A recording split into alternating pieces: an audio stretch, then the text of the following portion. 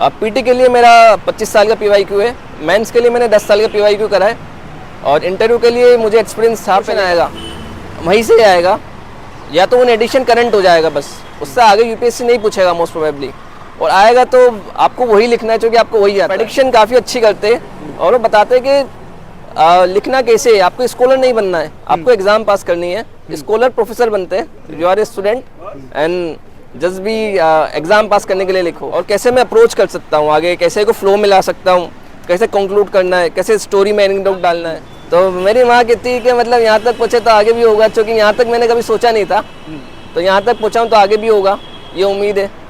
क्योंकि मेरा जो बैकग्राउंड है, मैंने डिप्लोमा करा, 10वीं के बाद डिप्लोमा के बाद इंजीनियरिंग करी, तो यहाँ तक मैं सोचा नहीं था कि यहाँ तक पहुँचूँगा। मालिक ने, मैं Ratlam Madhya Pradesh. It was a more discussion rather than an interview. Okay. Panel was very cordial and they want to discuss me, not to ask me. Okay. इसलिए हम बाइलिंगुअल में अपन लेके चलेंगे हिंदी ऑडियंस के लिए। ठीक है। आप अपने बारे में बताएं, मीडियम, नाम, अटेम्प्ट, कहाँ से आप आते हैं, एजुकेशन बैकग्राउंड क्या आपका? मेरा नाम है मुजफ्फर हुसैन मंसूरी, मैं रतलाम मध्य प्रदेश से आता हूँ, और मेरा मीडियम इंग्लिश था, मेरा ऑप्शनल ज्योग्राफी है, ये मेरा छोटा अटेम्प्ट था, सेकंड इंटरव्यू है, लास्ट टाइम में कुछ नंबर से रह गया था, देन अगेन मालिक ने मौका दिया, यहाँ तक पहुँचा हूँ, तो होपफुल हूँ आगे भी जाऊँगा। ओके सर, जब आप इंटरव्यू हॉल में जाते हैं, पहले तो आपके दिमाग में क्या चल रहा था, और जो चल रहा था वैसा ही कुछ हुआ या फिर सिचुएशन अलग थी? सबसे पहले तो जब आप पैनल में बैठते हो तो आपको ये लगता है कि पैनल किसका है, क्योंकि बहुत सारी स्टोरीज चलती है कि ये पैनल नंबर कम देता है, पैनल नंबर ज़्यादा देता है। तो मैं भी उसमें था कि पैनल का पता चले किसका पैनल है। तो जब मेरा नंबर आया, मेरा सेकंड नंबर था ऑर्डर में, जब मैं जाने लगा तो उन्होंने बताया कि मैम का बोर्ड है, तो मुझे लगा अच्छा, मैम तो अच्छा पूछती, हंस के रहती, बढ़िया, तो मैं खुश हो गया। फिर मैं वहाँ जाके बैठा तो ठंड लगने लगी मुझे, एंजाइटी थी, तो एंजाइटी रिफ्लेक्ट हो रही थी। उसके बाद सोच रहा था क्या बोलना है क्या नहीं बोलना है, और इतने नंबर आ गया।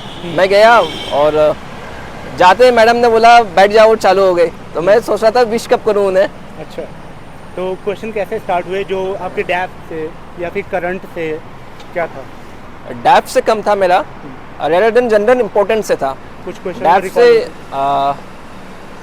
What is comprehension national power क्या है, और तो मैंने बताया sir hard power soft power हो, इंडिया का हार्ड पावर क्या है, इंडिया का सॉफ्ट पावर क्या है, देन इंडिया यूएस की रिलेशनशिप कैसी है, देन उन्होंने पूछा कि पोस्ट ऑफिस को हमें हटा देना चाहिए ऑल टुगेदर कि क्या करना चाहिए, वो अकॉर्डिंग टू क्या है।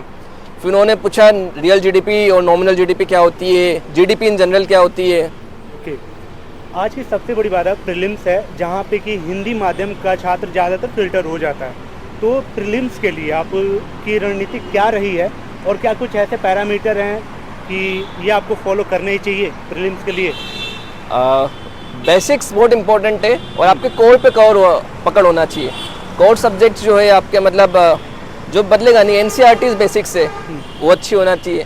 सेकंड ये है कि जो भी सब्जेक्ट आप लगा जिसका वेटेज ज़्यादा है, polity, economy, science and tech, environment, geography, इन 5 पे जो है आपका स्टैटिक बहुत अच्छा होना चाहिए। Then comes to current affair, current affair पे कम से कम समय देना चाहिए, मुझे ऐसा लगता है। आपकी अप्रोच क्या है? दोस्तों, जब मैंने अपनी यूपीएससी प्रिपरेशन स्टार्ट करी थी तो मैं हर दिन एक नया चैलेंज लेके आती थी। न्यूज़पेपर्स का ढेर, एनसीईआरटीज़ कब खत्म होंगी, और मॉक टेस्ट से भी एक डर रहता था। तब मैं समझी सिर्फ मेहनत नहीं, सही स्ट्रैटेजी और सेल्फ इवैल्यूएशन से ही सफलता मिलती है, और इसीलिए मैं आपको टेक्स्ट बुक पास एलीट रिकमेंड करती हूँ, मेरी यूपीएससी प्रिपरेशन का गेम चेंजर। मेरी कहानी, आपका रास्ता।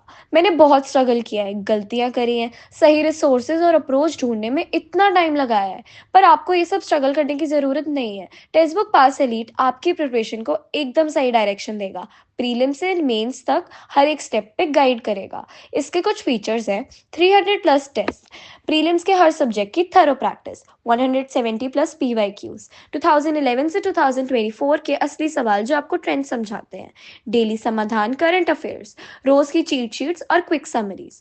चीट शीट्स, स्टैटिक टॉपिक्स इस रिवीजन के लिए, mains answer writing test, evaluate करें, इम्प्रूव करें और परफेक्ट हो जाएं।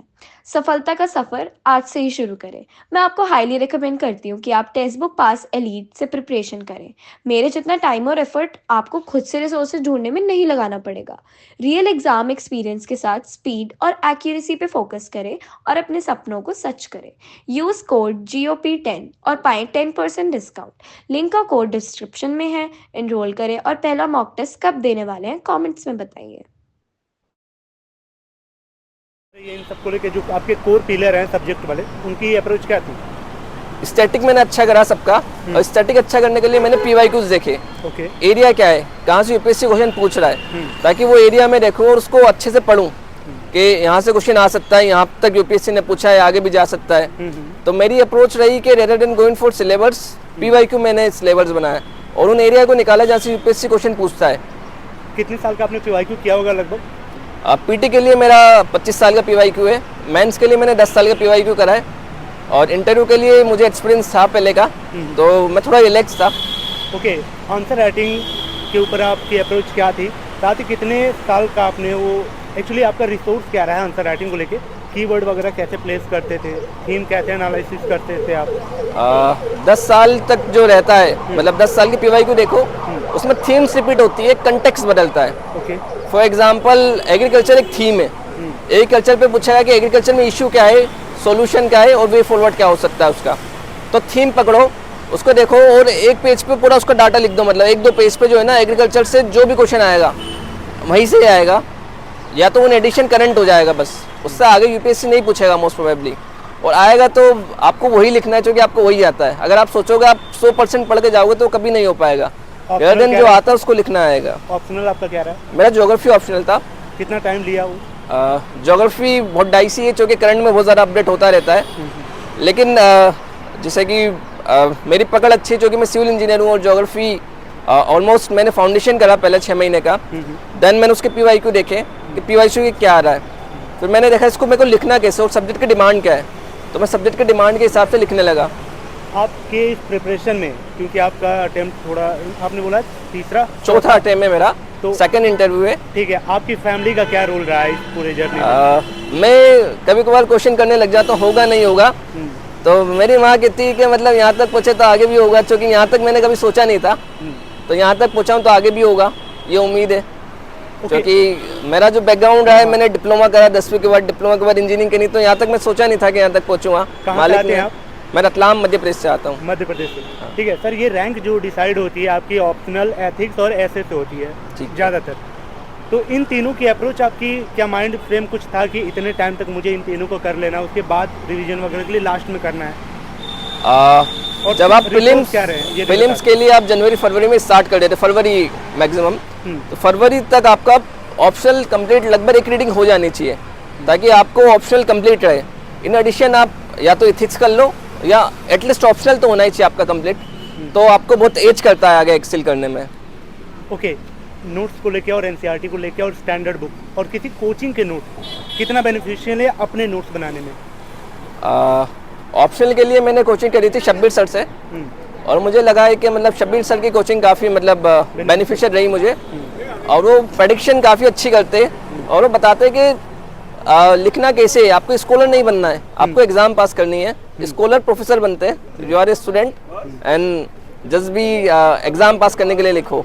ऐसा नहीं कि हमें बहुत अच्छा लिख के आना है, हमें ऐसा लिख के आना है कि सामने वाले को समझ में आए और लगे कि मतलब आपको पता है उसके कॉन्सेप्ट। ऐसे का रिसोर्स ऐसे ही के लिए लास्ट टाइम मेरा सिलेक्शन ऐसे ही नहीं रुकवाया था, तो इस बार मैंने काफ़ी इम्प्रूव करने की कोशिश करी। जो थीम्स आ रही थी, फिलोसॉफिकल कोट्स आ रहे थे, उनको मैंने देखा, मतलब कि इनको कैसे इंटरप्रेट कर सकते हैं मल्टीपल वे में, और कैसे मैं अप्रोच कर सकता हूँ आगे, कैसे को फ्लो मिला सकता हूँ, कैसे कंक्लूड करना है, कैसे स्टोरी में एनेक्डोट डालना है, कैसे गवर्नमेंट के स्कीम्स यूज़ करना है। ओके, सबसे बड़ा क्वेश्चन आपके लिए और एस्पिरेंट की तरफ से मैं आपसे पूछना चाहता हूँ, यूपीएससी का सिलेबस बहुत बड़ा है, इसके लिए माइंड फ्रेम क्या होना चाहिए पूरे साल का? सबसे अच्छा है कि आप साथ में तैयारी करते रहिए पीटी मेंस की, और मेन टाइम आप मेंस को दीजिए। लेकिन जब फरवरी आ जाता है, फरवरी फर्स्ट वीक या फिर मिड ऑफ फरवरी, आपको स्विच होना चाहिए प्रीलिम्स के लिए, क्योंकि जब तक आपका प्रीलिम्स नहीं निकलेगा आप मेंस के लिए एलिजिबल नहीं हो पाओगे। तो मेरा ये था कि मैं फरवरी मिड या फिर फरवरी तक जो है पीटी में लग जाता था, उससे पहले मैं इक्वल टाइम देता था। ओके, लास्ट मैच से जो 2025 की तैयारी कर रहा है उसके लिए क्या फाइनल प्रो टिप? विश्वास रखो यार अपने ऊपर, अपने पेरेंट्स से बात करते रहा करो, क्योंकि आपकी स्ट्रेंथ वही बनेंगी एंड में जाके। और अपने ऊपर विश्वास रखो, और होगा क्यों नहीं होगा यार, हमसे होता है, मतलब सबसे होता है। तो मैं तो यही कहूँगा अपने ऊपर यकीन रखो, मेहनत करते रहो।